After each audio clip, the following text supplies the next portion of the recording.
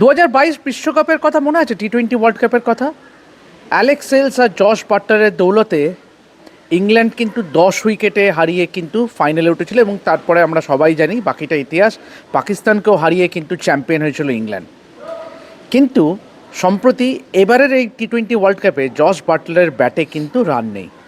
7 ম্যাচে এখনও পর্যন্ত করেছে মাত্র 62 run, with high score of 21।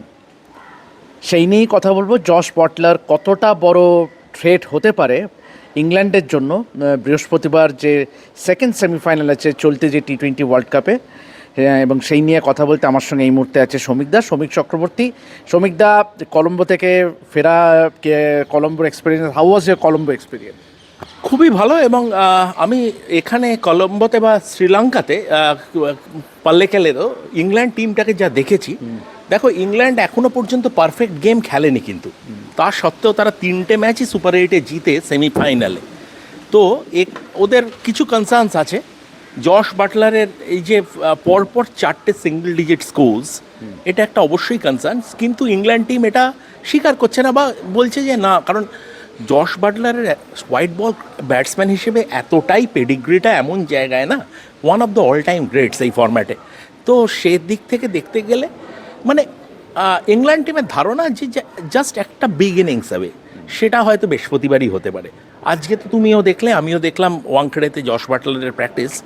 খুব কতগুলো ইন্টারেস্টিং জিনিস দেখলাম। একটা হচ্ছে যে যখন জশ বাটলার স্পিনারদের খেলছেন, তখন কিন্তু কমপ্লিটলি সাইড অন তিনি দাঁড়াচ্ছিলেন। যখন জশ বাটলার ফাস্ট বোলারদের খেলছিলেন, সেটা হয়তো আর্শদীপ সিংয়ের ওই যে বলটাকে মানে অ্যাক্রস নিয়ে যাবে সেটার কথা মাথায় রেখে উনি একটু স্টান্সটাকে ওপেন করছিলেন। তো এখন ব্যাপারটা হচ্ছে যে জশ বাটলার, দেখো মানে তুমি কখনোই একজন বড় প্লেয়ার সম্বন্ধে মানে you can never write him off. যেদিন লাগবে সেদিন কিন্তু ম্যাচটা জিতিয়ে নিয়ে চলে যাবে 100বার। একদম সমীকদা, তুমি যে একদমই ঠিক বলেছো। এবং আজকে আমরা আরও একটা জিনিস অবজার্ভ করলাম অনুশীলনে, সেটা হলো যে একা একা কিন্তু একটা আলাদা নেটে চলে গেল, এবং সেখানে কিন্তু সারাক্ষণ প্রায় ঘন্টাখানেকের মতন, if I am not wrong, যে কার্ল হপকিনসন ইংল্যান্ড টিমের অ্যাসিস্ট্যান্ট কোচ, এবং সেই সঙ্গে জিতান পটেল, এদের দুজনকে নিয়ে কিন্তু দীর্ঘক্ষণ থ্রো ডাউন নিলেন, এবং বোলারদের কিন্তু মোকাবিলা করলেন না মানে খুব একটা, এবং তাতে কিন্তু নিজে একা একাই কিন্তু অনুশীলন করলেন। সমীদা, এটা কি এই যে বড় ব্যাটসম্যান, একটা সময় আমরা সচিন তেন্ডুলকরকেও দেখেছি towards his end of his career, ও কিন্তু খুব একটা নেটে বোলারদের কিন্তু ফেস করতো না, রাঘুকে দিয়ে কিন্তু টানা কিন্তু থ্রো ডাউনে নিত। মানে এটা কি আলাদা কোনো প্রিপারেশনের অঙ্গ? এটা হচ্ছে রিদম এবং হ্যান্ড আই কোঅর্ডিনেশনটাকে ঠিক করে। আর দ্বিতীয়ত তুমি সচিনের কথা মনে বললে, আমার মনে আছে সচিনের চোখ বন্ধ করে থ্রো ডাউন্স নেয়া। তোমারও মনে আছে 2011-তে বিশ্বকাপে, তোমার নিশ্চয়ই মনে আছে, চিপাকে সাইড নেটসে গ্যারি কার্স্টেন থ্রো ডাউন দিচ্ছেন, এবং সচিন চোখটা সত্যিই মানে লিটারালি ব্লাইন্ড ফোল্ডেড, মানে চোখটাকে বন্ধ করে গ্যারি কার্স্টেন বলছেন কভার, মিড অফ, সচিন মারছেন। হ্যাঁ, এই যে সেন্সটা। অ্যান্ড সচিন তেন্ডুলকর, আমি কনভারসেশনে সবসময় সচিন তেন্ডুলকরকে আনি না, কারণ সচিন তেন্ডুলকর একটা মানে অন্য জিনিস, মানে সচিন তেন্ডুলকরকে কোনো সাধারণ কম্প্যারিজনে সচিন তেন্ডুলকরকে আনা যায় না। তবে যে কোনো বড় প্লেয়ারদের দেখবে যে যখন ফর্মটা খারাপ চলে, একটাই হচ্ছে প্র্যাকটিসে নিজেদের ডুবিয়ে দেয়া, এবং সেটাই একমাত্র উপায় ওই খারাপ ফর্ম থেকে। দেখো শ্রীলঙ্কাতে একটা মিটিগেটিং ফ্যাক্টর ছিল, কারণ পিচগুলো খুব একটা সহজ ছিল না, এবং বল টার্ন করেছে টাইমিংটা, যখন বলটা তুমি দেখো, তুমি শুরু করলে অ্যাডিলেড দিয়ে, 2022-এর অ্যাডিলেড দিয়ে তুমি শুরু করলে ওই ম্যাচের যে পিচ, আবার তুমি গত 2024-এ তুমি চলে যাও গায়ানাতে, ওরম একটা স্পিন ফ্রেন্ডলি পিচে জশ বাটলারের কিন্তু অসুবিধে হয়েছিল।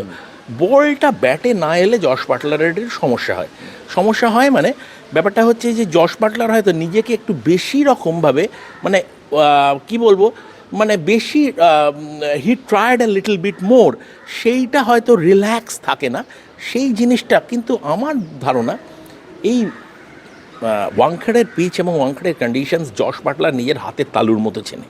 এত আইপিএল ম্যাচ খেলেছে, তো হাতের তালুর মতো চেনে, এবং এখানে বাউন্সটা ভালো থাকবে। তো হ্যাঁ, রেড সয়েল পিচ, বাউন্সটা ভালো থাকবে।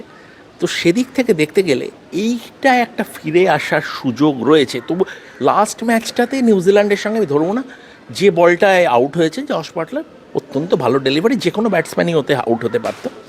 একটা জিনিস তোমাকে বলে মাইকটা আবার হ্যান্ড ওভার করি।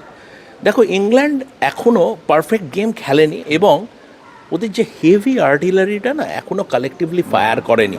জশ বাটলার, ফিল সল্ট একটা মাত্র innings, Tom Banton, Jacob Bethell, যেদিন অ্যাটলিস্ট দুজনের লেগে যাবে 230। এক্স্যাক্টলি যেদিনে লেগে যাবে এই ইংল্যান্ড ব্যাটিং, যেটা সৌম্যদা বললো, আই এক্সেপ্ট হ্যারি ব্রুক, একটা টপ অর্ডার ব্যাটার কিন্তু এখনও কিন্তু 200 গন্ডি পেরোয়নি এই T20 ওয়ার্ল্ড কাপে। এবং এটা কিন্তু মানে অশনি সংকেত বলা যায় যে ভারতীয় বোলারদের জন্য। এবং কে বলতে পারে ওয়াংখেড়েতে এরকম যে ব্যাটিং ফ্রেন্ডলি উইকেটে ফর্মে ফিরবে না, বা এমন একটা ইনিংস কেউ খেললো টপ অর্ডার ব্যাটাররা যে হয়তো মানে আমরা সেই প্রসঙ্গে আসবো না। কিন্তু গোটা England team is rallying behind Jos Buttler. আজকে অনুশীলনে যেটা দেখলাম, যে আজকে যখন শুরুর দিকে যখন ফুটবল খেলছিল বা প্র্যাকটিস করছিল, এবং every one is cheering Buttler. এবং বাটলারও কিন্তু দেখুন, রান নেই, একটা বড় মানের ব্যাটসম্যানের না সবসময় ওই ব্যাপারটা একটা সাবকনশিয়াস মাইন্ডে থাকে, কিন্তু তা সত্ত্বেও কিন্তু মুখে হাসি ছিল। He was cracking jokes, he was having a chat with Harry Brook, Brendon McCullum. তো এবং অবশ্যই আজকে কিন্তু স্যাম কারেন এসেছিলো সাংবাদিক সম্মেলনে। স্যাম কারেনকেও কিন্তু বলতে শোনা গেল যে হি is a big match player, কেন আমরা আজ আশা করব বৃহস্পতিবারই কিন্তু রানে ফিরবে। সুমিতা, এই যে বড় প্লেয়ারদের যে এই সারাক্ষণ এই যে একটা যে অরা এই যে ইংল্যান্ড টিমের মধ্যে, জস বাটলার তো আর যাই হোক, হ্যারি ব্রুককে yes he is a born star, he is a star in the making, but এই টিমে কিন্তু এখনও জস বাটলার আছে। অবশ্যই অবশ্যই। এবং তুমি এই যে মানে বড় প্লেয়ার, বিগ ম্যাচ প্লেয়ারের কথা বললে, আমি একদম একটা আলটিমেট একটা এক্সাম্পল দিই, ফুটবল থেকে নিচ্ছি। 1990 সালের বিশ্বকাপ, ব্রাজিল ভার্সেস আর্জেন্টিনার কোয়ার্টার ফাইনাল হয়, রাউন্ড অফ 16 নয়, কোয়ার্টার ফাইনাল। মারাডোনা খেলতে পারছেন না পুরো ম্যাচটা। মারাডোনা তার আগে গ্রুপ লিগেও খেলতে পারেননি, এবং চারজনকে, দুজন তিনজনকে দিয়ে মার্কিং করা হচ্ছিল, মারছিল, খেলতে পারছেন না। ব্রাজিল ম্যাচে একটা মোমেন্টের জন্য 3 গজ জায়গা পেয়েছিলেন, 2-3 গজ জায়গা পেয়েছিলেন, ব্রাজিল ওয়ার্ল্ড কাপ থেকে আউট। একটা অনবদ্র থ্রু পাস ক্যানিজিয়াকে এবং গোল। এই হচ্ছে, আমি মারাডোনার লেভেলে যাচ্ছি না, মানে একটা জেনারেশনে একজনই হয়, হ্যাঁ।